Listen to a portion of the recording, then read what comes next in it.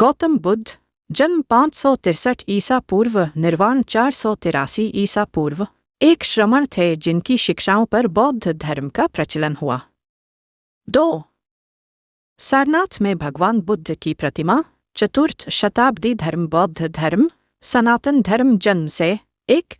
व्यक्तिगत विशिष्टिया जन्म ईस्वी पूर्व 563 लुम्बिनी, नेपाल निधन ईस्वी पूर्व 483, आयु 80 वर्ष, कुशीनगर, भारत जीवन साथी राजकुमारी यशोधरा बच्चे राहुल पिता शुद्धोधन माता माया देवी तैनाती उत्तराधिकारी मैत्रेय।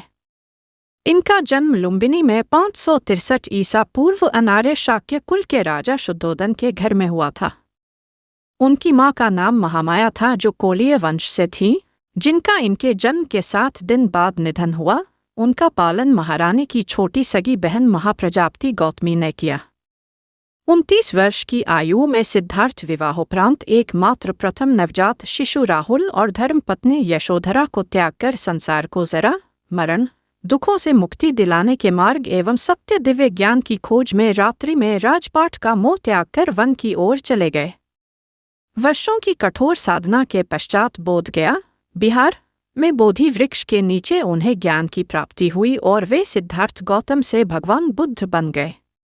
इतिहासकार पंग कोटा वेंकटचलम के अनुसार गौतम बुद्ध का जन्म 1887 में तथा निर्वाण 1807 ईपू में हुआ था और अनेकानेक इतिहासकार मानते हैं कि भारतीय तिथिक्रम, वंशावलियों और पुरातत्व के अनुसार बुद्ध निर्वाण की यही तिथि सिद्ध होती है।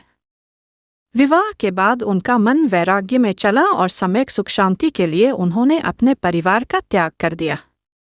विरक्ति। सिद्धार्थ का महाविनिष्क्रमण रविंद्रनाथ ठाकुर द्वारा चित्रित। राजा शुद्धोधन ने सिद्धार्थ के लिए भोगविलास का भरपूर प्रबंध कर दिया। 3 ऋतुओं के लायक 3 सुंदर महल बनवा दिए। वहां पर नाचगान और मनोरंजन की सारी सामग्री जुटा दी गई। दास दासी उसकी सेवा में रख दिए गए। पर ये सब चीजें सिद्धार्थ को संसार में बांधकर नहीं रख सकी। वसंत ऋतु में एक दिन सिद्धार्थ बगीचे की सैर पर निकले। उन्हें सड़क पर एक बूढ़ा आदमी दिखाई दिया। उसके दांत टूट गए थे, बाल पक गए थे, शरीर टेढ़ा हो गया था। हाथ में लाठी पकड़े धीरे धीरे कांपता हुआ वह सड़क पर चल रहा था। दूसरी बार कुमार जब बगीचे की सैर को निकला तो उसकी आंखों के आगे एक रोगी आ गया। उसकी सांस तेजी से चल रही थी। कंधे ढीले पड़ गए थे, बाहें सूख गई थी, पेट फूल गया था, चेहरा पीला पड़ गया था। दूसरे के सहारे वह बड़ी मुश्किल से चल पा रहा था। तीसरी बार सिद्धार्थ को एक अर्थी मिली। 4 आदमी उसे उठाकर लिए जा रहे थे। पीछे पीछे बहुत से लोग थे। कोई रो रहा था, कोई छाती पीट रहा था, कोई अपने बाल नोच रहा था। इन दृश्यों ने सिद्धार्थ को बहुत विचलित किया। उन्होंने सोचा कि धिक्कार है जवानी को जो जीवन को सोख लेती है।